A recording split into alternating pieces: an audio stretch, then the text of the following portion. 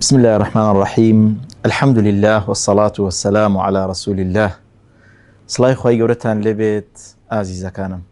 خۆشحاڵم لە ئاڵلقەیەکی تری بەرنامەی خێزانی سەرکەوتوو بە ئێوەی ئازیز و خۆشەویست گەشتمەوە.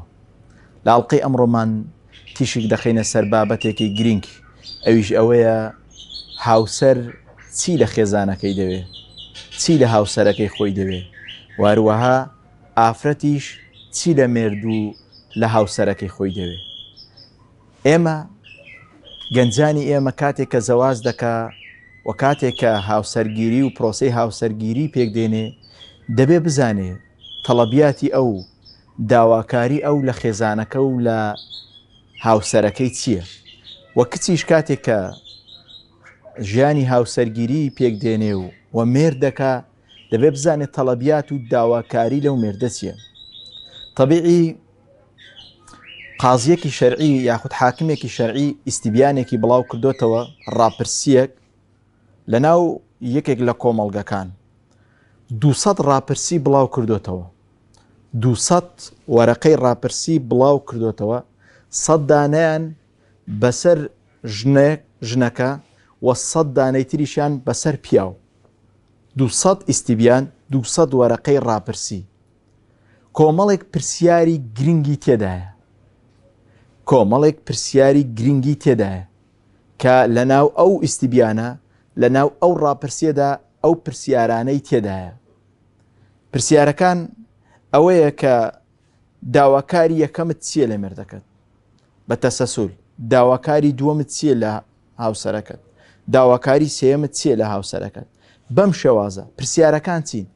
پرسیارەکان بەم شێوازن: ئامادەکردنی خواردن، متمانە، دابینکردنی ماڵ، هەستکردن بە ئەمن و ئارامی، نەرمونیانی، لێبوردەیی، هەڵگرتنی بەرپرسیارەتی، گۆڕینەوەی قسە، گرنگیدان بە ماڵ یاخود سۆزداری.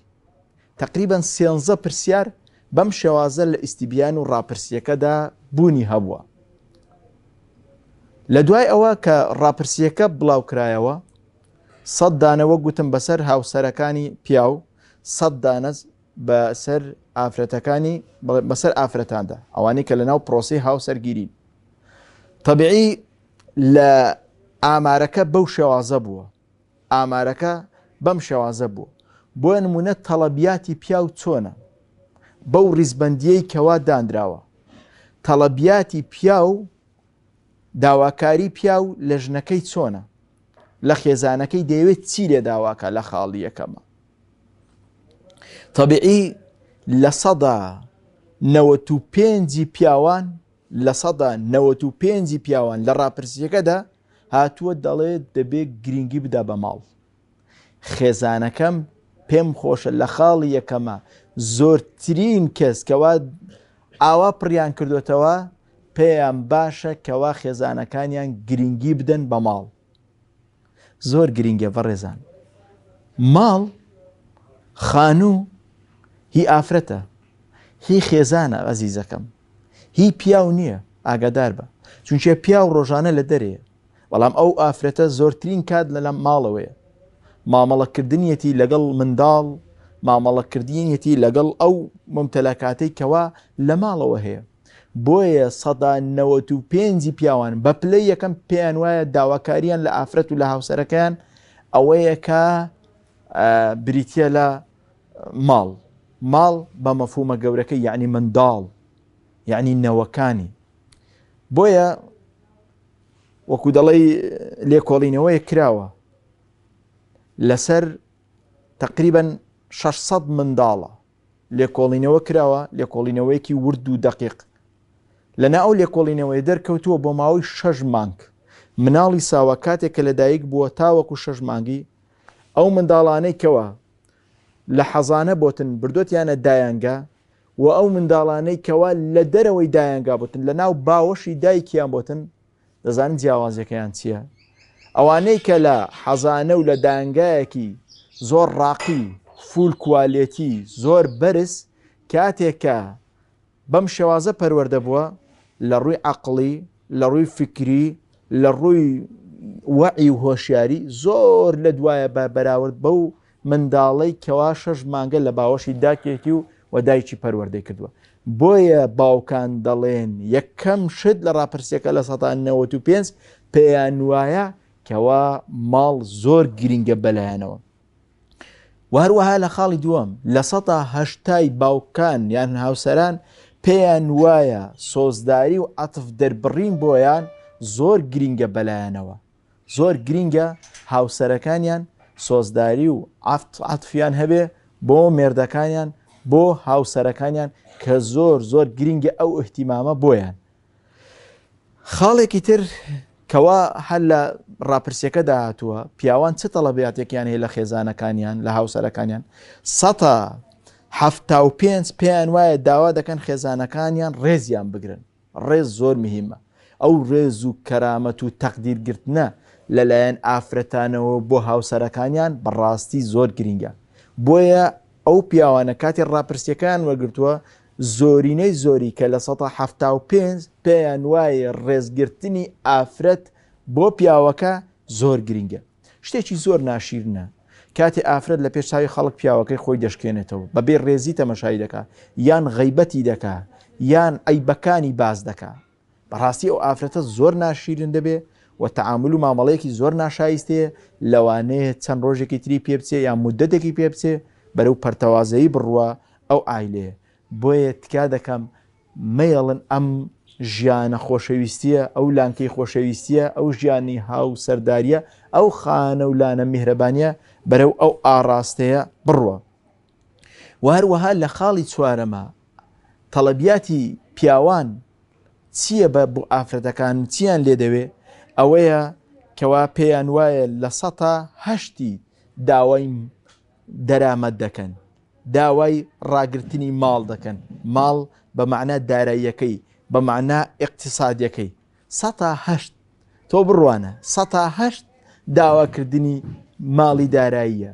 ئەژینا 1995 پێیان وایە پەروەردەکردنی منداڵ و هەروەها ڕاگررتنی ئەو ماڵە کە دەبێتە حیمایە و دەبێتە حسن و قەڵا بۆ ئەو ماڵە پێیان وایە ئەوە گرینگە و ئەوە ئەهەم و ئەوە مهمە لای پیاوان.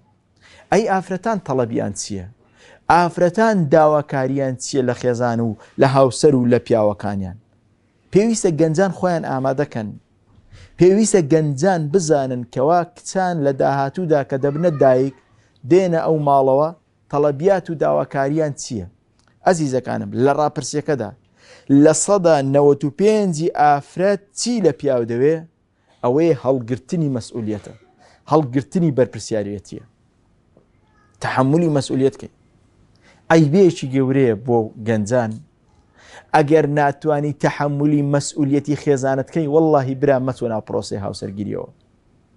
ئەزیزەکەم ئەگەر توانای هەڵگرتنی ئەو مەسئولیەت و ئەمانەتە گەورەیەت نییە خۆشت عیبدار مەکە و بەرامبەرەکەشت عیبدار مەکە، کەسایەتی خۆت مەڕوشێنە و کەسایەتی ئەو خێزانە میهرەبانەی بەرامبەریشت مەڕوشێنە.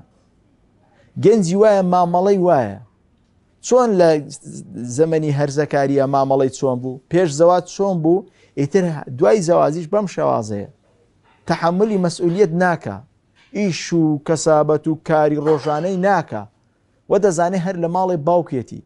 برا بەڕێزەکەم ئەوەی پێشتت بۆت بلواوە بۆت گونجاوە ئیتر ئێستا جۆرێکی ترە، ئێستا جۆرێکی ترە تکایە وریابە.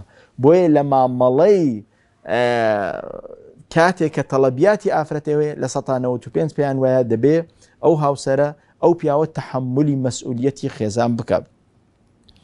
و هەروەها خاڵێکی تر کەوا پێویستە ئەوەیە کە لە 1995 دووبارە پێیان وایە ئەو تحملی مەسئولیەتە گرینگە بۆیە پێویستە بیکە.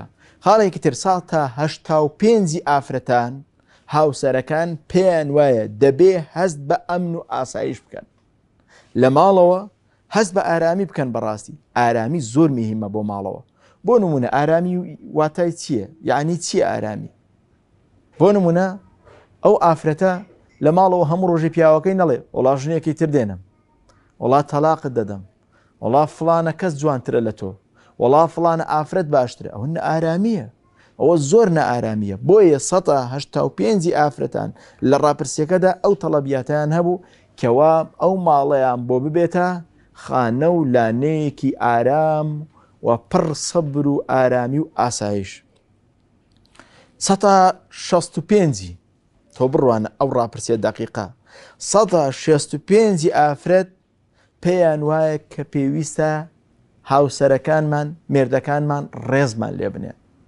ڕێزگرتن وەک چۆن ڕێژەیەکی زۆر لە پیاوان وتیان پێویستە خێزانەکانمان احتراممان بگرن و ڕێزمان لێ بگرن، بە هەمان شێواز ئیتر ئافرەتەکانیش 165 پێیان وایە کە ڕێزگرتن بەهایەکی گەورەیە و قیەمێکی گەورەیە پێویستە هاوسەرەکانمان لێمان بگرن. خاڵی چوارەم کەوا لە ڕاپرسیەکەدا وەڵامیان داوەتەوە ئافرەتەکان، یعنی ئینسان تەسەور کە تووشی شۆک دەبێت، تووشی شۆک 105 داوای ئامادەکردنی خواردن دەکا ئافرەت لە پیاوەکەی 105 ئەی 195 چیە؟ تەحملی مەسئولیەتە. ئاگادار بە ئافرەت ئەو مەخلوقە نییە، ئەو دروستکراوە نییە تەنها بیر لە خواردن و خواردنەوە بکاتەوە.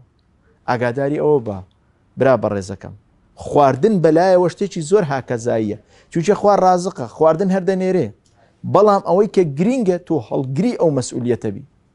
بە تایبەتی کاتێک کە مناڵەکەت دەبێتە تەمەنی 16 ساڵ دەبێتە هەرزەکاری، تۆ دەبێت لایەکی گەورە بگری لە خێزانەکەت، دەبێت بارێکی گەورە هەڵگری. ئەگەر تا ئێستا مناڵەکەتی بۆ پەروەردە کردو جوانی هێناوە، ئیتر لێرەوە تاقە و توانای خێزانەکە لەوانەیە وەکو پێویست نەبێ بشکێ بەسەر ئەو مناڵەدا، ئەو کوڕەتاکە لە لووتکەی هەرزەکاریدایە. بۆیە دەبێت تۆ هاوکار و هەماهەنگ بی. وازەحە ئەزیزەکانم، بۆیە ئەوە مەسئولیاتی پیاوە و ئەوەش مەسئولیاتی ئافرەتە. ئەوە تەڵەبیاتی داواکاری پیاوە لە خێزانەکەی، ئەوەش خێزانە لە پیاوەکەی. هیوادارم ئینشاءالله تعالە هەموو گەنجەکان بەر لەوەی بچنە ناو پرۆسەی هاو سەرگیریەوە بەو ڕوحیەتە مەزنەوە، بەو ڕوحیەتە گەورەیەوە مامەڵە لەگەڵ پرۆسەی زەواج بکەن ئینشاءالله تعالە. تا ئەڵقەیەکی تر و تا بەرنامەیەکی تری خێزانی سەرکەوتوو بەخوای گەورەتان دەسپێرم. السلام عليكم ورحمة الله وبركاته.